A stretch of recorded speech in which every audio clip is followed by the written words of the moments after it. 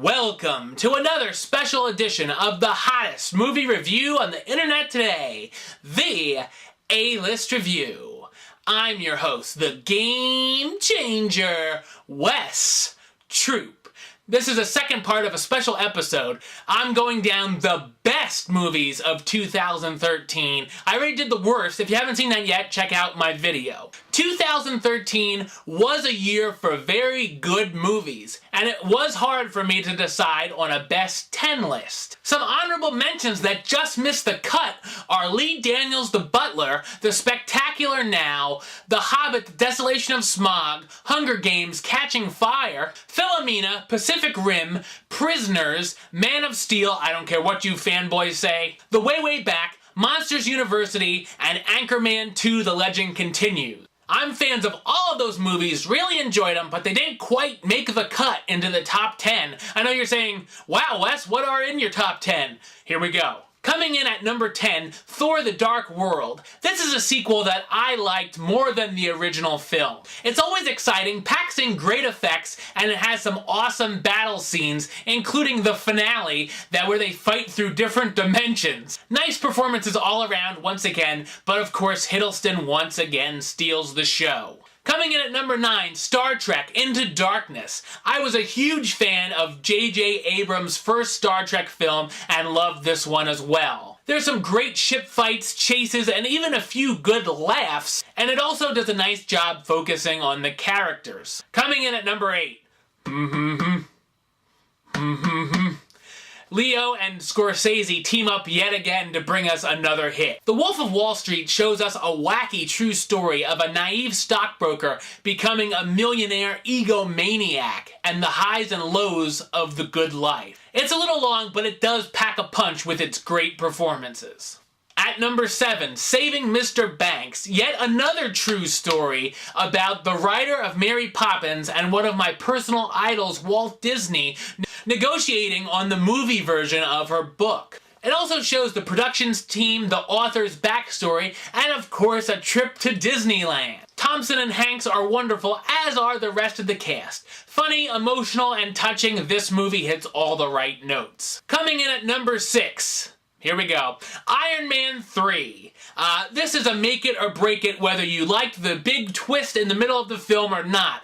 I did. This time, the Iron Avenger has to face off against new foes while protecting the people he cares about and going on an emotional journey along the way. We also get more Stark than Iron Man this time, which means more Robert Downey Jr., which is always welcome.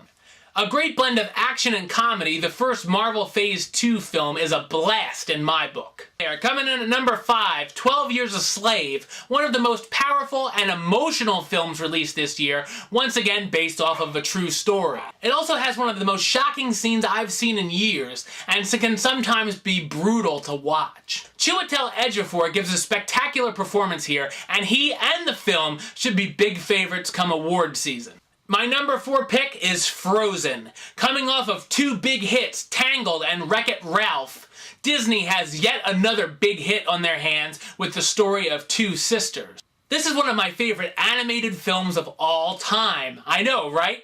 The animation is just gorgeous. From Elsa's spectacular ice castle down to the freckles on the characters' faces. The smart story has a strong message of family, gives us a few laughs, and even a few more emotional moments. Yes, I almost cried like 4 or 5 times. It also has some great music, and the song Let It Go has become one of my personal favorites. At number 3, Captain Phillips. Tom Hanks makes it on the best list twice this year with yet another true story. This one about the captain of a container ship being hijacked by Somali pirates. This movie has some of the most tense moments of the year, not to mention claustrophobic. The talking scenes between the Cap and one of the pirates is definitely one of the year's best. Glad to see some love for the film, Hanks, and newcomer Barkhad Abdi this award season. Coming in at number 2 is Gravity, the most visually stunning film of the year that sees 2 Oscar winners stranded in space. Filled with pulse-pounding action and intense moments, we want to see these characters return home safe. Bullock gives one of the best performances of her career, as does Clooney. It's some of the most exciting and emotional 90 minutes you'll see on film. And finally, my pick for the best film of 2013, American Hustle. 2 weeks ago, I would have had no clue this would have been my #1 movie of the year. It's these two con artists working with the FBI based on the 70s abscan operation. It has twists and turns to keep you surprised, it's always entertaining, and even has some good laughs. The cast is the best ensemble of the year. Christian Bale, Amy Adams, Bradley Cooper, Jennifer Lawrence, all deserving of their Golden Globe nominations. I'd expect Oscar nods there too. Throw in Jeremy Renner and an awesome cameo.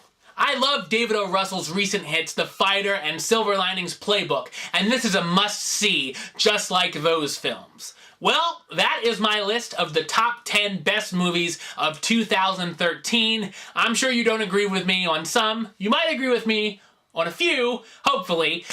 Leave your comments if you would agree, disagree, nicely disagree, keep in mind. You know, because it is all opinions, right? But definitely check out all the films I mentioned on those lists. If you're a movie buff that haven't seen those, they're definitely worth your while. My favorites of the year, obviously. And like I said, there were a lot of good films this year. So I'm looking forward to 2014, hoping we have some good movies just like the ones I mentioned. Until next time, don't miss one single A-list second. You can subscribe to me right here on YouTube. Check out some other videos. You can like me on Facebook, follow me on the Twitter, and of course, in just a few short weeks, you can buy my 2013 movie yearbook. Over 180 reviews, only $10. It's got reviews of all the movies I mentioned, plus some not-so-good ones and, you know, some decent ones. So, if you're a big movie fan, you're a casual movie fan, definitely it's worth your pickup. Look on Facebook and Twitter for the deets on my book. Until next time, Troop out.